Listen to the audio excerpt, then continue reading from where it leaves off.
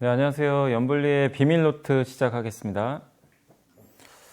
네, 이번 주 장세 같은 경우 굉장히 좀 분위기가 좀 괜찮았습니다. 일단 코스피에서 반도체가 좀 괜찮았고요. 바이오도 좀 훈풍이 불면서 코스피 같은 경우 이제 2600선까지 한번 근접하는 그런 모습이 좀 나왔습니다. 일부 물론 차익 매물이 좀 나오긴 했지만 견조한 좀 흐름을 좀 계속 이어갔고, 역시 이번 주에 좀 이슈 중에서 가장 중요했던 건 부채 한도 협상안이 결국 하원을 통과했습니다. 통과를 해서 리스크가 좀 많이 완화된 게 일단 시장에 우호적으로 작용을 했고, 다만 좀 일부 아쉬웠던 건 중국의 제조업 지표가 이 국가통계국에서 발표하는 그 지표가 굉장히 좀 안 좋게 나왔더라고요. 여전히 좀 중국 제조업 경기는 돌지 못했고, 또 반면에 차이신 제조업이라 그래서 중소기업 대상으로 하는 제조업 지표거든요. 또 여기는 또 잘 나왔습니다. 그래서 약간 이제 중국도 아주 나쁘다 이거보다도 좀 혼재된 데이터가 나왔고, 그리고 이번 주에 수출이 좀 발표됐지만 여전히 역성장이지만 그래도 일평균 수출액은 한 자릿수대로 좀 감소폭이 축소가 되면서 뭔가 좀 반전의 희망을 좀 보여줬던 것 같습니다. 그래서 이런 지표들이 좀 혼재되고 일부 긍정적인 지표들도 있었지만 그래도 미국의 가장 컸던 부채 한도 협상안이 통과된 게 일단 시장에 가장 긍정적으로 작용을 해줬고, 또 이번 주에도 계속해서 엔비디아발 그 인공지능 챗봇 이제 이슈가 계속 있으면서 우리나라 반도체 기업들의 주가도 여전히 좀 긍정적으로 흘러가면서 전체적인 시장은 급등은 아니었지만 좀 안정된 모습을 계속 이어갔다라고 말씀을 드리겠습니다. 네, 부채 한도 협상이 이제 이번에 하원 문턱을 아까 말씀드린 대로 넘었는데 찬성이 314표고요. 반대가 117표로 압도적으로 찬성이 많았고, 이제 상원의 공만 좀 남아있죠. 그래서 디폴트 시한이 이제 얼마 안 남았죠. 6월 5일까지거든요. 근데 그걸 앞두고 극적으로 이루어졌고, 어쨌든 이제 일부 공화당이나 민주당의 약간의 강경파들의 반발도 있었지만 찬성의 힘이 좀 실리면서 리스크는 많이 완화가 됐다라고 보시면 되겠고, 일단 양측이 합의한 법안에 따르면 이제 2년 동안 부채 한도를 상향하는 데 합의를 했고, 그래서 2025년 1월까지는요. 어쨌든 이제 리스크는 많이 해소가 됐다. 그리고 우리 한국 증시가 제일 이제 한국 투자분들이 제일 관심이 있었던 게 저거 협상이 타결되는 건 좋은데 과연 저기서 예산안이 깎이면 어떡할까? 특히 이제 IRA 관련해서 친환경 법안에 들어가는 그 보조금들이 굉장히 많잖아요. 그게 깎이면 좀 약간 부정적일 수 있었는데 다행히 다른 좀 복지 예산이 일부 좀 약간 후퇴된 건 있지만 IRA 그중에서도 친환경 예산은 건드리질 않았습니다. 그래서 오히려 이 부채 한도 협상이 끝나고 나서는 그 풍력이나 이런 이제 관련 신재생 에너지들 2차 전지가 좀 반등하면서 한국 증시에는 어쨌든 부채 한도 이번에 상향 조정된 부분은 긍정적으로 작용을 했다라고 말씀을 드리겠습니다. 네, ISM 제조업 지수가 이번에 이제 발표가 됐는데 굉장히 좀 아직까지는 안 좋습니다. 이게 50을 기준으로 하는데 50 이상이면 경기 호황, 미치면 이제 불황인데 이번에 나온 지표가 46.9니까 굉장히 안 좋게 나왔죠. 전월이 47.1이었고 예상이 47이었으니까 예상과 전월을 모두 하회하는 좀 부진한 그런 모습을 보였습니다. 그래서 ISM 제조업 지수도 거의 지금 이 꺾인 지가 꽤 지금 오래돼 가고 있는데 아직까지 지금 미국의 제조업 경기는 좀 쉽게 회복이 안 되고 있다라고 보시면 좋을 것 같고, 특히 신규 주문이 좀 아직은 늘지 못하다고 하고 있습니다. 반면에 고용은 또 여전히 괜찮다고 하더라고요. 그러니까 미국 경제도 이게 완전히 양분화되는 게 고용이나 서비스는 좋거든요. 근데 제조업이 안 좋아요. 그래서 제조업 지표 부진한 게 이번에도 나왔고요. 근데 이게 발표됐는데 미국이 올랐거든요. 왜 올랐냐면 그 ISM 세부 항목 중에 그 가격 지표가 있습니다. 이게 이제 물가에 영향을 주는 지표인데 이게 마이너스 9포인트가 빠져버린 거예요. 그러니까 시장 참가자들은 이제 진짜 금리 인상 끝나가는가 보다. 이 가격 지표가 이게 선행 지표거든요. 그래서 이 부분에 오히려 시장은 좀 긍정적으로 반응을 하면서 어쨌든 좋은 좀 그 주가 흐름을 보여줬지만 다만 여전히 ISM 제조업 지수가 돌리지 못하는 건 약간의 좀 부담은 좀 될 수밖에 없는 것 같습니다. 그러니까 이제 보통 고용이 너무 좋으면 이제 그런 얘기들을 좀 많이 하시잖아요. 고용이 좋으면 미국이 긴축을 더 강화할 거고, 긴축 확률이 올라가면 증시의 유동성이 또 흡수되니까 안 좋을 거다. 이제 이런 내용들이죠. 근데 지금은 오히려 올해 주식을 보실 땐 여러분들이 반대로 보셔야 돼요. 그러니까 작년까지는 그게 맞았습니다. 고용이 너무 좋은 것도 안 좋았는데 지금 물가가 잡히잖아요. 사실 우리나라도 이번에 소비자 물가가 3.1%까지 떨어졌더라고요. 그러니까 미국도 지금 이제 5% 이하로 떨어진 상황에서 아마 4% 초반까지 떨어질 확률이 높은데, 결국 물가가 안정화되는 상황에서 중요한 건 그 다음에 이제 경기가, 이제 시장이 우려하는 건 경기 너무 꺾이면 어떡하지? 이걸 우려하는데, 실업률이 견조해주면, 고용이 잘 나오면, 아, 미국 경기 물가는 잡히는데 경기 나쁘지 않구나. 예, 물론 제조업은 좀 안 좋다 하더라도 그러면 시장은 좀 안도를 할 수가 있거든요. 그래서 실업률이 어쨌든 낮은 상태, 또 고용이 잘 되는 거, 이거 자체는 작년과 반대로 올해는 어쨌든 증시에는 나쁘게 작용하진 않는다. 왜? 그 기저에는 물가가 안정화되고 있기 때문에. 그래서 뭐 경기가 아무리 잘 나와도 경제 지표가 결국엔 미국 연준은 금리 인상 멈출 거다라는 그 기본 전제가 바뀌진 않거든요. 그래서 미국의 뜨거운 고용은 증시에 지금은 좀 악재는 아니다라고 좀 말씀을 드리고 싶습니다. 네, 중국의 제조 PMI가 여전히 좀 부진한데, 이제 뭐 서두에도 아까 잠깐 말씀드렸지만 두 개거든요. 국가통계국이 발표하는 게 있고요. 차이신에서 발표하는 게 있는데, 국가통계국에서 발표하는 거는 PMI가 48.8입니다. 여전히 50 이하고 예상이 49.7이니까 굉장히 안 좋게 나왔습니다. 이 국가통계국은 주로 어떤 기업을 대상으로 하냐면 그 대형 회사들 있죠. 아주 큰 기업이나 공기업, 그러니까 국영기업 같은 거죠. 그러니까 중국이 좀 통제를 하는 그런 기업들에 관련된 이제 설문조사를 하는 거예요. 그래서 뭐 경기가 어떻게 될 것 같냐, 주문은 들어오냐, 고용은 어떻게 할 거냐, 이런 걸 이제 설문조사해서 답을 내는데, 이게 여전히 안 좋다는 거죠. 그래서 중국의 대형 기업들은 아직까지는 조금 좀 부진한 그런 상황입니다. 여전히 뭐 재고 조정도 지속되는 것 같고, 근데 중국의 서비스 쪽은 또 좋거든요. 그 이유가 노동절 여행 호조가 좀 있어가지고 숙박이나 요식업은 또 좋았다고. 이게 얼핏 보면 참 미국과 비슷하죠. 미국처럼 제조업은 안 좋은데 서비스는 좋은 지금 그런 상황인데, 다만 이제 우리가 이 자체로 무조건 나쁘게 볼 건 아닌 게, 지금 그 차이신 PMI 지표가 이번 주에 또 발표가 됐는데, 이건 중소기업 대상이에요. 그래서 이거는 49.5였거든요. 전월이 50을 넘겨버렸습니다. 50 정도. 그럼 뭐냐면 중국의 좀 중소형 기업들은 지금 경기를 좋게 보고 있는 거예요. 조금씩 개선된다, 이렇게 답변을 한 거죠. 근데 이게 왜 중요하냐면, 중국의 주요 이런 차이신 제조업과 관련된 기업들이 저기 그 상해 쪽으로 해가지고 저기 이제 동부 쪽이죠. 중국에 항구 도시 쪽이 좀 많이 있는데, 거기가 또 수출들을 많이 하잖아요. 그러니까 중국의 수출 경기가 좀 살아날 수도 있겠다라는 그런 데이터가 좀 암암리에 나왔다고도 볼 수 있어요. 물론 한 달짜리 데이터 가지고 우리가 뭐 확신할 수는 없지만, 중국 차이신 제조업 지표의 호조는 분명히 또 우리가 하반기를 긍정적으로 볼 수 있는 부분입니다. 그래서 이런 부분 봤을 때 중국의 제조업 지표를 막연하게 그냥 나쁘게만 보지는 말자라고 말씀을 드리겠습니다. 네, 한국의 수출이 지금 계속 좋진 않죠. 뭐 역성장을 계속하고 있고, 일평균으로 아직까지도 좀 마이너스인데, 다만 이제 5월 수출이 지금 마이너스 15.2% 지금 감소했거든요. 근데 그래도 우리가 좀 긍정적인 걸 좀 찾아보자면 일평균이죠. 왜냐하면 조업일수가 좀 줄어들었죠. 왜냐하면 5월에 우리가 대체공휴일도 좀 있었고 어린이날도 있었기 때문에 좀 쉬는 날이 좀 많았거든요.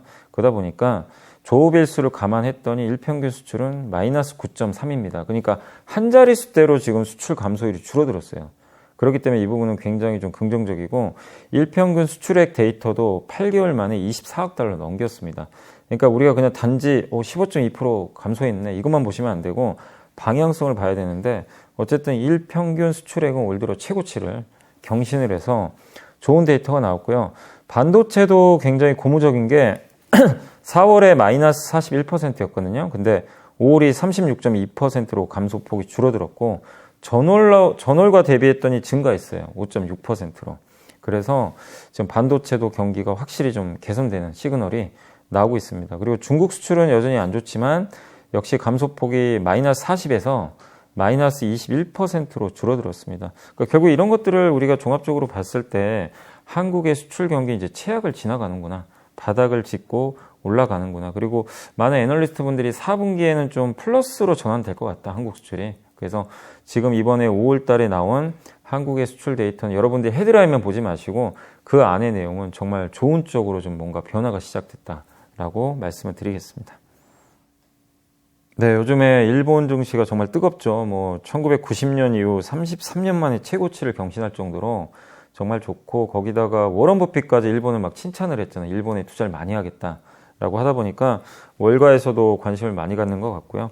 특히 이제 일본이 이렇게 좀 그 긍정적으로 좀 변한 이유 중에 하나가, 저는 뭐 물론 이제 일본이 지금 리오프닝 하면서 내수가 좋아요. 일본은 한국과 달리 내수로만 먹고 살 수 있는 나라입니다. 워낙 인구가 많기 때문에 소비 비중이 큰 나라인데 리오프닝 효과를 톡톡하게 받고 있어서 경제 성장률도 좋아지고 있는 그런 상황이기 때문에 뭐 기업들의 실적도 좀 좋아지고 있고요. 근데 그것도 있지만 한 가지 좀 우리 한국과 좀 차별화된 이유가, 일본 기업들이 좀 주주 환원에 좀 적극적으로 좀 변하고 있다고 합니다. 사실 이제 워런 버핏이 일본에 투자했던 것도 그것 때문인데, 일단 최근에 뭐 미쓰비시 상사라든가 후지스 같은 이런 기업들이 자사주 매입도 발표했고, 그 다음에 상사 관련된 기업에 대해서 워런 버핏도 계속해서 투자를 하는 게 주주 환원이죠.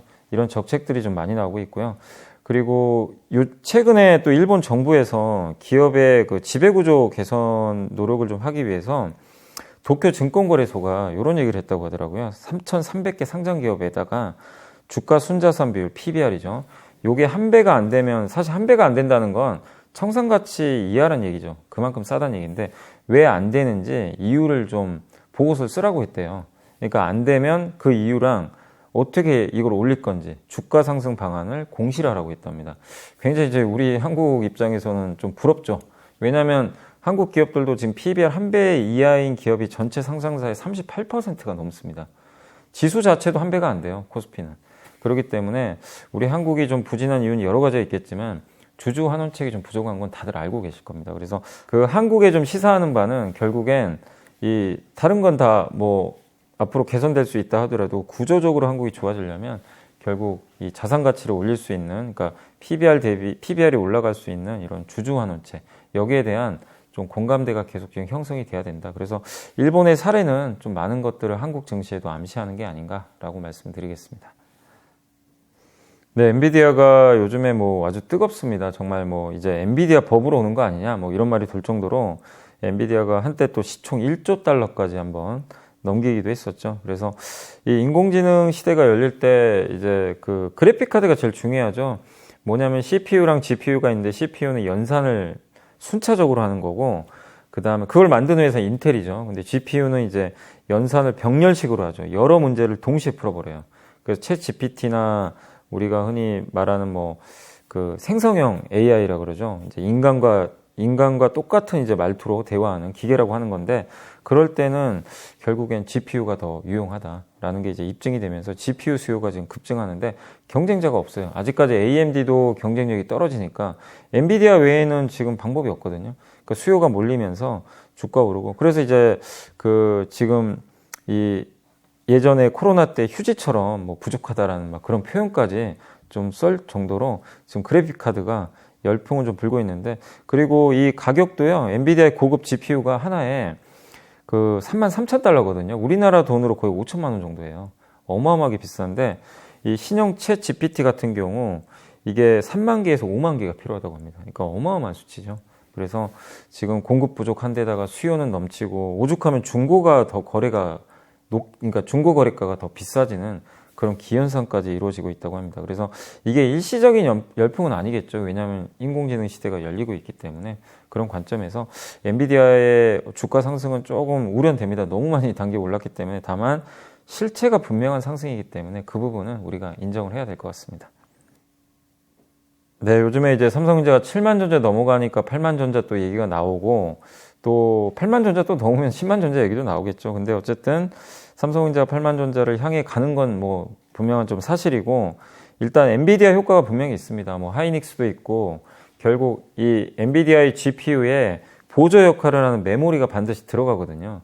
메모리가 없으면 또 기능을 못 합니다. 그렇기 때문에 그 메모리 반도체를 만드는 기업들이 당연히 한국이죠. 그래서 하이닉스가 사실 고대역폭 메모리, 그게 HBM이라는 용어를 쓰는데, 거기서 전 세계 1위입니다. 50%, 삼성이 40%로 2위인데, 엔비디아는 거의 하이닉스가 독점으로 좀 알고 있거든요. 그래서 이 부분이 긍정적으로 작용하면서 하이닉스가 보다 좀 좋은 퍼포먼스를 냈는데, 다만 지금 이제 삼성전자가 이제 7만 전자를 넘어왔던 건 꼭 AI 때문은 아니고, 아까 말씀드린 반도체 수출도 이미 돌아서기 시작했고 거기다 DDR4 현물가도 상승하기 시작했거든요. 재고도 줄고 있고 그래서 펀더멘털까지 받쳐주고 있어서 긍정적인데 저는 충분히 8만전자 가능하다고 보는 이유가 밸류 때문에 그래요. 지금 삼성전자가 보통 PBR 밸류를 보면 1.1배에서 2배 사이 왔다 갔다 하는데 지금 1.55배가 그러니까 1.55배가 정확하게 중간이에요. 중간 평균이죠. 그러니까 삼성전자의 역대 그 주가 사이클에서 딱 절반이 PBR 1.55배입니다. 그래서 올해 연말 기준 삼성전자가 그 주당 순자산 가치 계산을 해보니까 5만 1천 원 나옵니다. 거기에 1.55 곱해보세요. 얼마 나오냐면 7만 9천 원 나옵니다. 그러니까 저는 뭐 8만 원을 가도 비싸다고 할 수는 없는 거예요. 근데 이제 2배 가면 10만 원 넘는 거죠. 근데 그거는 아직은 비싸겠죠. 그래서 저는 7만 9천 원, 8만 원 가도 충분히 가격은 합리적이기 때문에 뭐 어렵지는 않다라고 말씀드리겠습니다.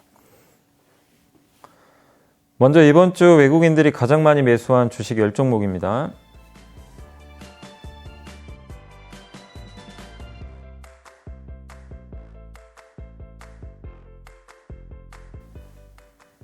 이번에는 기관 투자들이 가장 많이 담은 종목들입니다.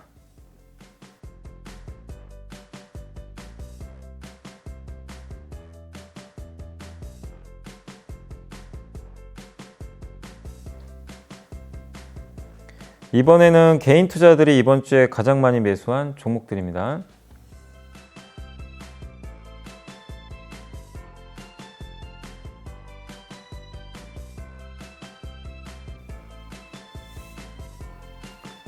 이번에는 이번 주 들어 가장 많이 상승한 10개 업종을 살펴보겠습니다.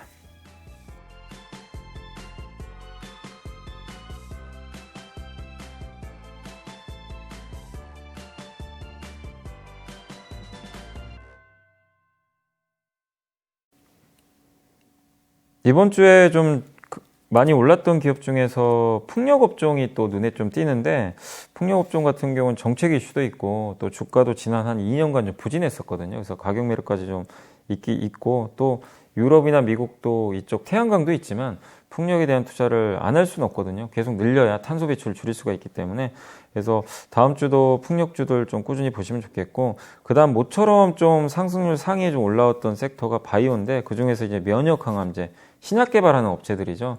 근데 이 기업들이 또 계속 지금 이번 주말부터 다음 주까지 계속 그 아스코라고 미국 임상 종양학회 열리는데 거기서 또 긍정적인 이벤트들이 나올 수 있거든요. 그래서 면역 항암제 관련된 바이오 관련주들도 꾸준하게 한번 보시면 좀 좋을 것 같고 그 외에 또 볼만한 또 업종으로는 갤럭시 부품주들 흔히 이제 폴더블 폰하고 스마트폰에 들어가는 부품주인데 이쪽이 사실 굉장히 안 좋았는데 7월에 삼성전자 새로운 갤럭시 그 폴더블 폰이 공개가 되고요. 또 중국의 스마트폰이라든가 이런 것들도 그동안 역성장이지만 하반기에는 조금은 개선될 걸로 보니까 갤럭시 부품주들까지도 한번 여러분들이 눈여겨보시면 좋을 것 같습니다. 네, 이번 주에 제가 소개해드릴 보고서는 한국투자증권의 최민숙 연구원님이 쓰신 자료고요. 반도체 전공정 차이는 디테일에 있다. 그러니까 한마디로 반도체 장비 회사들 자료를 쓴 겁니다. 그래서 내용을 좀 간략히 말씀드리면 반도체 업황이 회복할 때, 그러니까 불황일 때는 이 전공정 장비 회사들이 별로 안 좋은데 회복할 때는 최우선순위가 전공정 장비다. 그러니까 전공정은 뭐냐면은 웨이퍼 동그란 데서 반도체를 만들잖아요.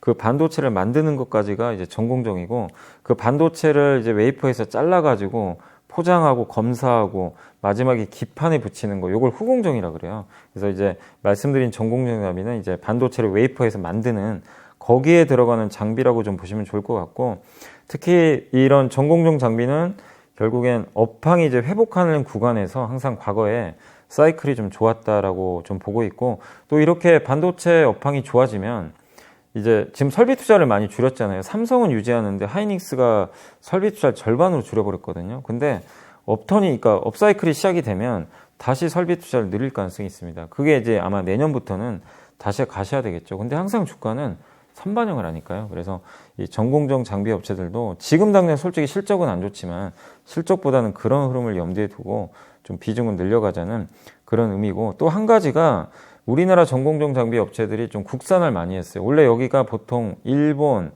뭐 네덜란드 아니면 저 미국 장비 회사들의 동무대 구간이었어요. 근데 한국 기업들이 예전에 뭐 일본의 반도체 뭐 이 수출 제한 뭐 이런 것들도 있으면서 국산화 많이 노력을 했거든요. 그래서 최근에 국산화 성공한 기업들이 많이 나오면서 기업 가치가 올라갈 걸로 보이고, 또 삼성 하이닉스 입장에서도 국산 거 쓰는 게 훨씬 좋죠. 예, 성능만 같다면.